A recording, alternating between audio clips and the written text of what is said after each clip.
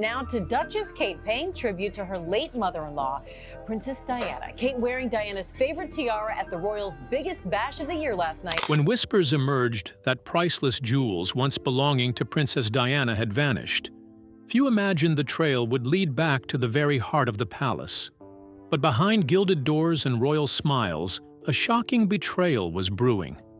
Camilla, now Queen Consort, was accused of secretly selling pieces from Diana's cherished collection, treasures that carried not just glitter, but history and heartbreak. And when the truth surfaced, the monarchy itself trembled. But could this act of greed truly have led to Camilla's banishment? Let's uncover the scandal. The whisper of disappearance. It started quietly, almost imperceptibly, as palace mysteries often do. Subtle enough to be mistaken for routine, yet heavy with significance for those who knew where to look. In the hushed, climate-controlled sanctum of the Royal Collection Room, where treasures of unimaginable value were catalogued with painstaking precision, displayed on velvet cushions and watched over like sacred relics, something shifted. The air seemed to carry a tension that was almost imperceptible, felt only by the most observant eyes. A trusted attendant, seasoned by years of service, moved through the room as she had countless times before. Her gaze swept over each display case, noting the gleam of emerald tiaras, the deep red glow of ruby chokers, and the subtle sparkle of diamonds set in gold. Everything appeared as it should, until her eyes fell upon an empty spot that had never been vacant before. A space, carefully measured, perfectly lined with velvet, where the iconic diamond and sapphire brooch worn by Princess Diana on countless public occasions had once rested. At first she allowed herself the possibility of a simple explanation. Perhaps it had been removed for cleaning, appraisal, or an exhibition. Yet when she consulted the leather-bound inventory book, the pages remained stubbornly insistent. The brooch had never moved. The handwriting was immaculate, methodical, and unyielding in its precision. No note indicated a temporary transfer. No signature marked an authorized removal. It was as though the brooch had vanished into thin air, leaving nothing behind. For a heartbeat, she hesitated. In the palace, discretion was not merely a courtesy. It was a necessity. A misplaced word or premature report could derail a career built over decades. So she made a quiet note in her personal ledger, tucked away from prying eyes, and carried on with her duties. But over the following days, the pattern emerged again. A pair of pearl drop earrings Diana had worn at a 1995 charity gala had disappeared, leaving an unmistakable gap. Even more troubling, a delicate bracelet, gifted to Diana by a Middle Eastern royal family during a diplomatic visit, was missing from its carefully marked case. There was no record of loans, no cleaning requests, nothing in the official log to account for their absence. To an outsider, these might seem minor oversights, but for those intimately acquainted with the collection, the losses were glaring, impossible to ignore. Unease began to ripple through the small, tightly knit circle of staff entrusted with the royal treasures.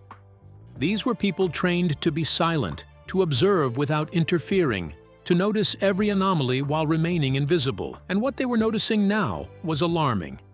Objects were vanishing, systematically, without explanation. Some whispered that the pieces might have been loaned discreetly to family members. Others feared something more sinister, an orchestrated, deliberate removal that threatened both the security of the collection and the legacy of Diana herself. The palace, often a world of glittering appearances and careful protocols, now held a palpable tension. Behind every polished display case and gilded frame lurked questions that demanded answers, and the first thread of suspicion had been quietly pulled. What began as a small, almost unnoticed absence quickly became the first clear sign of a betrayal no one within the palace could ignore. Who could have dared commit such a breach? And what did it mean for the memory of the people's princess? Now let's uncover how Catherine discovers the hidden trail of Diana's stolen jewels. The palace betrayal. The breakthrough arrived quietly, almost imperceptibly, in one of the palace's seldom-used library rooms. Dust motes floated in shafts of afternoon light as Catherine sat across from a senior archivist, a figure who had served the royal household long before Diana's time, and who knew the inner workings of the palace better than anyone. The archivist, his expression grave, placed before her a set of internal movement records, documents never meant to leave the hidden depths of the archives. These were the kind of records that catalogued every transaction, every authorization, and every movement of the royal jewelry collection with meticulous precision. Catherine's gaze swept over the meticulous pages, scanning columns of dates, names, and signatures with growing intensity. For weeks, subtle irregularities in the inventory had hinted at a hidden problem, but now the official records confirmed her fears. Most entries reflected routine loans for cleaning or display, yet a troubling pattern emerged. A series of removals tightly clustered in time matched the missing treasures: the sapphire and diamond brooch, the pearl drop earrings, and the delicate bracelet. Each record bore a single, unmistakable name, Camilla, turning suspicion into undeniable evidence. The clarity of the handwriting left no room for doubt. The documents framed the removals as official, legitimate loans for undisclosed palace events, yet the jewels had never returned. Catherine's stomach tightened. She asked the archivist for any supporting records, and he hesitated, then retrieved a slim envelope containing emails between the palace's trusted jeweler and an external appraiser in Geneva. The messages, time-stamped with precision, referenced valuations of the exact pieces in question, valuations conducted just days before they appeared in international auction catalogs. As she absorbed the information, the gravity of the situation pressed upon her like a weighty cloak. These were no accidental losses, no clerical oversights. The jewels had been deliberately removed under the veneer of official palace business. The audacity of the act stunned her. Whoever had orchestrated this had authority, access, and an unshakable confidence that they would not be questioned. It was a breach of trust so severe that it struck at the very heart of the royal family, at the legacy of Diana herself. Catherine felt a mixture of anger, disbelief, and sorrow. The betrayal was profoundly personal. These were not mere ornaments. They were fragments of a life, symbols of a woman whose memory remained deeply revered. To see them misappropriated, manipulated for private gain, was a violation not only of security, but of memory itself. Diana's legacy, painstakingly preserved through each carefully catalogued item, had been jeopardized. For Catherine, the quiet suspicion that had gnawed at her for weeks was replaced by undeniable certainty. This was no longer a matter to be pondered or cautiously observed from the shadows. Now she had evidence, concrete, chilling, and undeniable. Each signature, each email, each catalog listing was a piece of a puzzle that revealed both motive and method. She realized the coming steps would require not just prudence, but courage.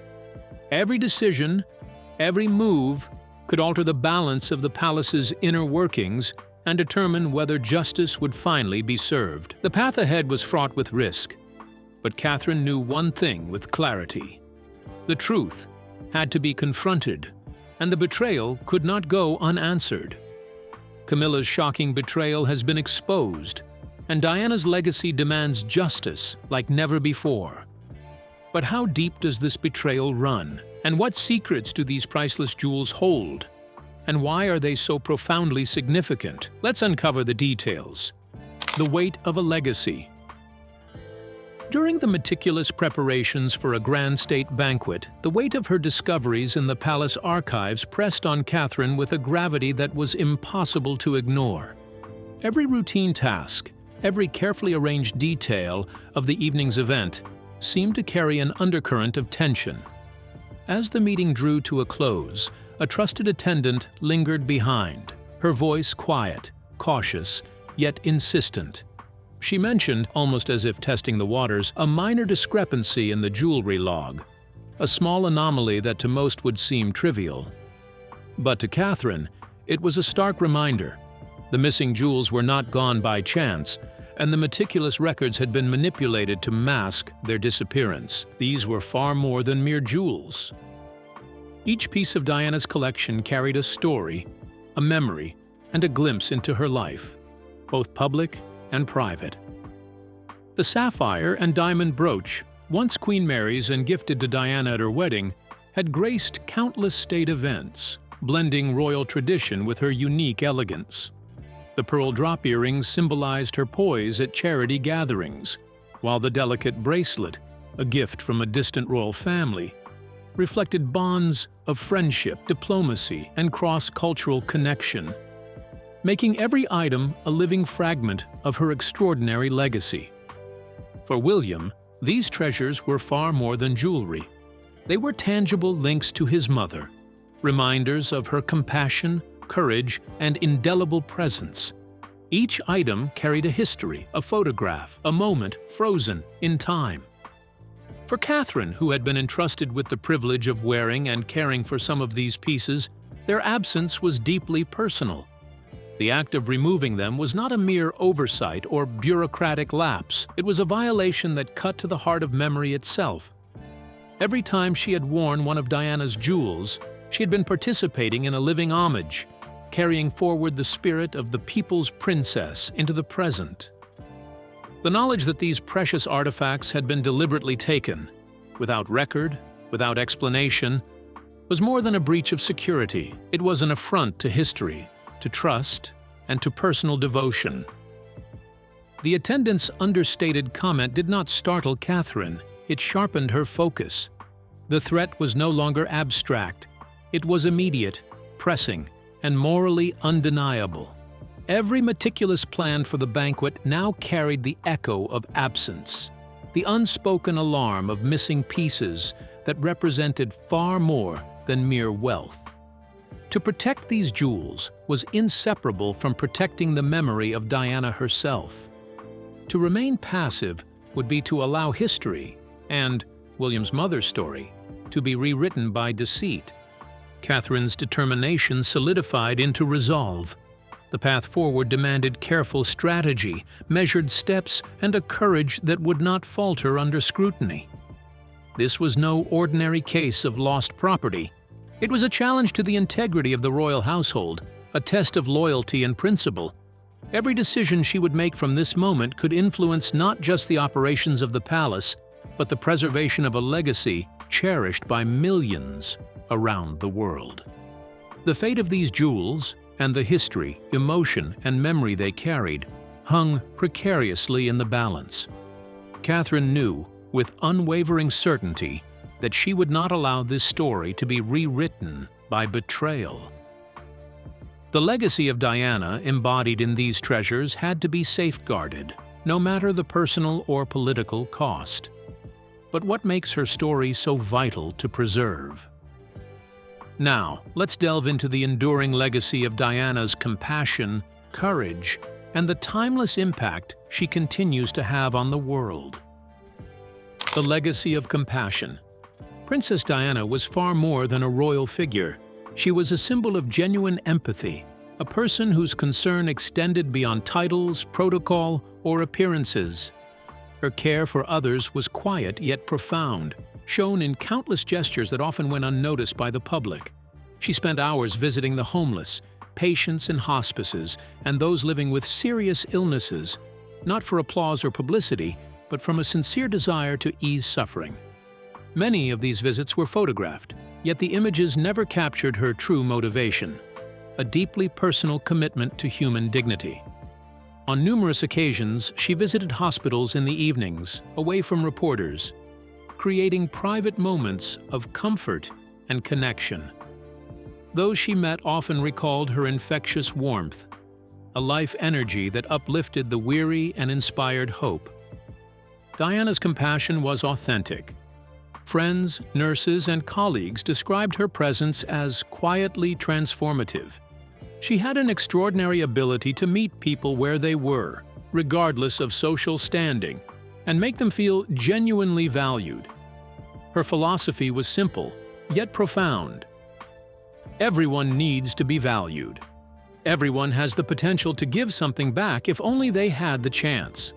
This belief shaped every action, every visit, and every choice she made in her charitable work. Her humanitarian efforts were bold as they were personal. At a time when fear and misinformation surrounded HIV, Diana challenged prejudice by embracing those living with the disease, demonstrating that dignity is never contingent on circumstance or illness. She also championed the campaign to ban landmines, highlighting the ongoing dangers these hidden weapons pose to civilians, especially children, in post-conflict regions. Photographs of her carefully walking through cleared landmine fields in Angola captured more than a scene. They conveyed courage, empathy, and moral authority. Her efforts were widely credited with drawing attention to the issue and contributing to the Ottawa Treaty, which formally restricted landmine use. Through her actions, Diana became the People's Princess, a figure whose influence extended far beyond royal protocol.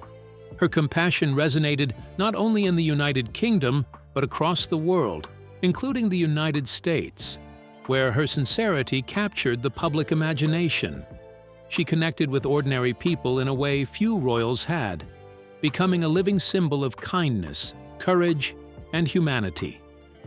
It was this legacy that gave her personal belongings, especially her jewelry, profound significance. Each brooch, bracelet, and pair of earrings was more than decorative. They were tangible fragments of Diana's life, her public work, and private moments. Worn at charity events, diplomatic visits, or quietly treasured, each piece represented her story and values. Protecting these items was inseparable from protecting her memory. Losing them would not only be a theft of valuable objects, but a symbolic attempt to diminish a legacy built on empathy and courage. Every recovered piece was a reaffirmation of the principles she lived by, a belief in human dignity, a commitment to justice, and dedication to compassion. Even decades after her passing, Diana's presence continued to ripple through the lives she touched, reminding the world that her influence extended far beyond titles or crowns. She may never have been the Queen of England, but she remained unmistakably the queen of countless hearts worldwide, her legacy enduring in every life she touched. Diana's legacy lives on, a beacon of compassion, courage, and humanity across generations. But can it truly be safeguarded? Now, let's uncover Catherine's daring pursuit to recover Diana's stolen jewels and protect the treasures that carry her unforgettable story. Tracing the shadows. The first tangible lead came from the most unexpected quarter, a letter from a trusted Parisian charity associate. Hidden among routine updates about upcoming fundraisers and galas was a seemingly casual remark that made Catherine's heart skip a beat. A private auction in Monaco had listed a striking sapphire and diamond brooch, one that the writer was convinced had once belonged to Princess Diana. At first, it seemed like mere coincidence, a fleeting observation in a busy correspondence. But something in the tone, the certainty of the description, sent an electric chill down Catherine's spine. That evening, she sat alone in her private study, her laptop casting a pale glow across the room. Every instinct screamed at her to investigate. She searched the Monaco auction catalogs online, scrolling past dozens of high-end lots until there it was. The brooch, glittering under the harsh glare of display lights. The description was deliberately careful, almost clinical, noting a distinguished provenance while artfully omitting any royal connection. A private collector had already claimed it. Catherine's pulse raced. This could not be random. Someone had planned this, someone confident enough to believe it would go unnoticed. Determined to find more, she reached out discreetly to her Parisian associate, requesting additional details. Within days, photographs of the auction preview arrived. In the blurred crowd, among the glittering gowns and tailored suits, Catherine's sharp eyes caught a figure she knew immediately, a senior palace aide, normally uninvolved in the handling of royal jewels. The discovery felt like pulling on a loose thread that could unravel an entire tapestry of secrecy. The trail, she realized, led straight back into the palace itself. Over the week, Catherine's investigation widened with careful precision. International auction houses, private dealers, and collectors across Europe were monitored. She sifted through catalogs, preview images, and sales records with painstaking attention, recording every detail. Soon, more pieces surfaced. The delicate pearl earrings, once worn by Diana at a gala, appeared in a Geneva auction catalog, vaguely described as part of a distinguished European collection. Meanwhile, the slender, intricately designed bracelet showed up in London, listed by a dealer known for discreet, high-value transactions. Piece by piece, the pattern became undeniable. These were not impulsive thefts or petty opportunism. The jewels had been sold with careful planning, executed with confidence that the palace would remain oblivious. Each transaction was deliberate, coordinated, and precise, revealing a network that combined inside access with external discretion. Every new image, every catalog, and every photograph Catherine collected added weight to a mounting truth. With each passing day, the picture sharpened. The missing items were no longer just unaccounted for. They were part of a sophisticated, organized effort to remove and sell treasures that held immense sentimental and historical value. Catherine's meticulous records, carefully compiled and catalogued, became a testament to the audacity of the operation. Every detail she uncovered, whether a blurred figure in a photograph or a carefully worded catalog description, served as a vital clue in piecing together the scope of the betrayal. By the end of the week, the reality was inescapable. These were not mere coincidences. The trail of Diana's jewels pointed directly toward the palace itself, revealing a deliberate, audacious plot that threatened not only priceless heirlooms, but the very legacy of a beloved princess. Catherine's resolve solidified. She knew the next steps had to be cautious, precise, and decisive, because now the game of shadows had entered the light. With Catherine's careful strategy, justice was quietly taking root. But where will this pursuit ultimately lead? Can she navigate it alone, or will others within the royal family intervene? And how will Camilla face the reckoning that now looms? Let's unravel the full story. Royal reckoning.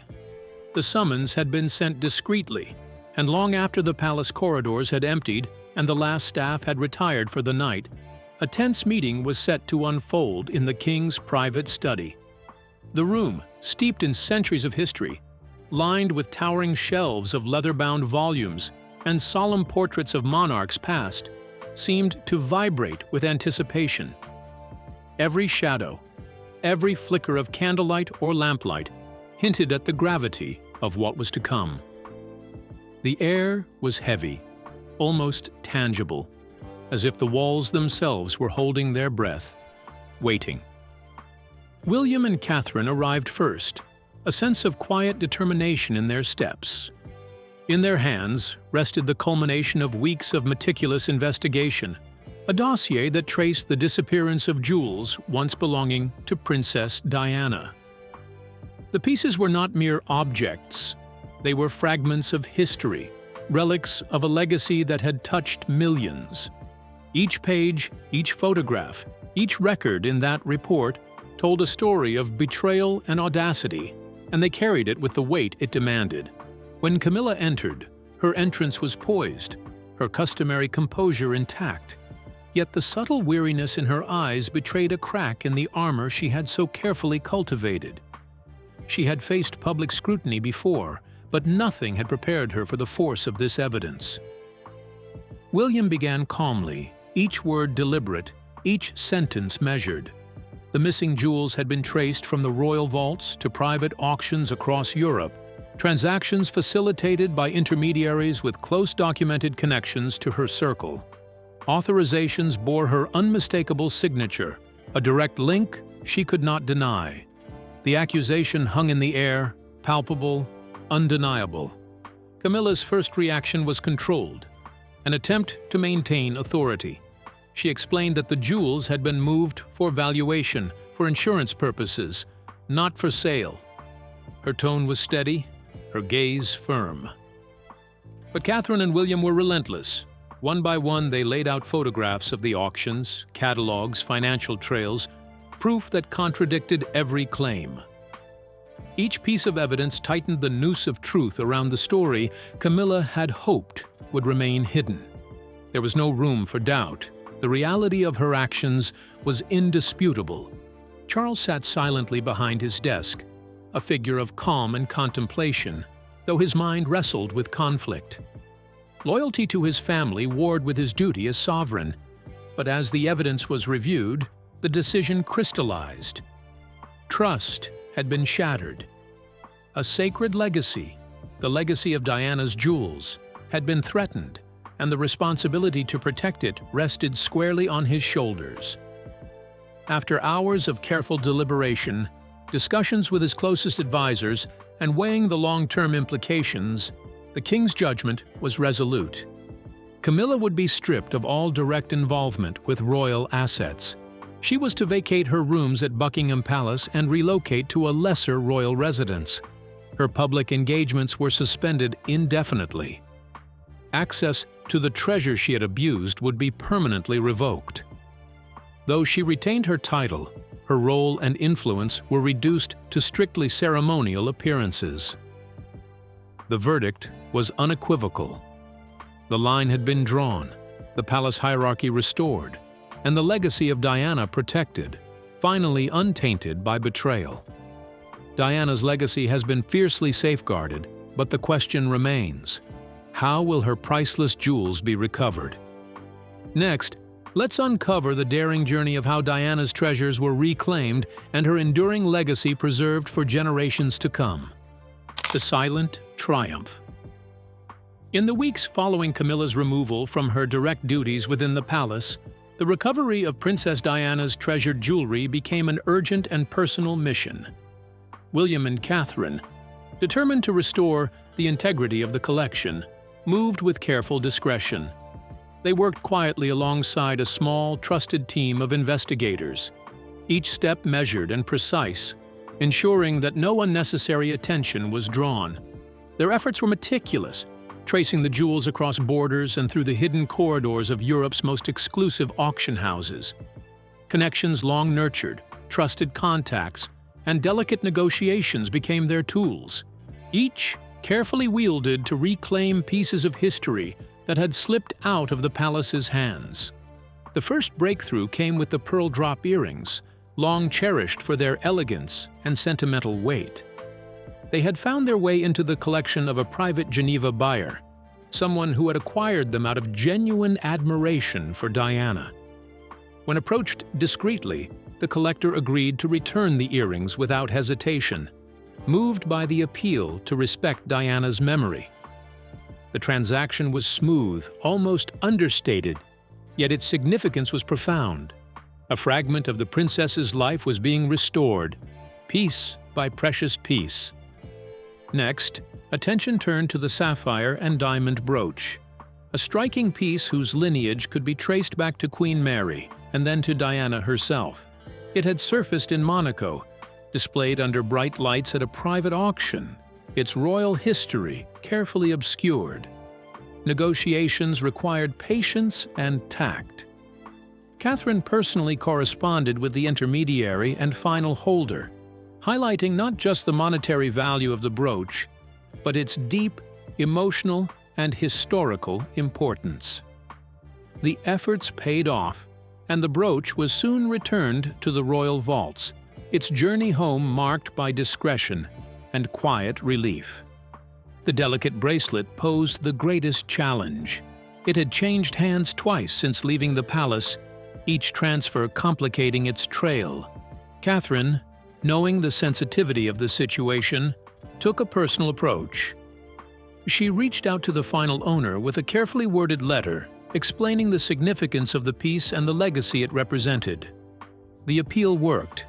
Within days, the bracelet was restored to its rightful place, completing the trio of missing treasures. When all three items were finally reunited in the royal collection room, the atmosphere was quietly triumphant. The security lights cast a soft glow over the jewels, highlighting their brilliance and the careful craftsmanship that had captured Diana's essence. William stood in silence, his gaze fixed not on the material worth of the pieces, but on the fragments of his mother's life that each jewel embodied. Catherine felt a profound sense of pride and relief, knowing the operation had been carried out with precision, respect, and discretion, avoiding scandal while reclaiming history. No public announcements were made, and no photographs were released. Yet, word traveled through the palace corridors. Diana's treasures had returned. Her memory, preserved in these precious artifacts, remained secure for the moment. The palace, once shaken by betrayal, had restored order and reclaimed a sense of balance. These jewels, more than mere ornaments, carried Diana's story in every gleaming stone and delicate curve. They were symbols of love, courage, and legacy, living reminders of the woman they had belonged to. What began as a faint whisper of suspicion had ended in quiet resolution.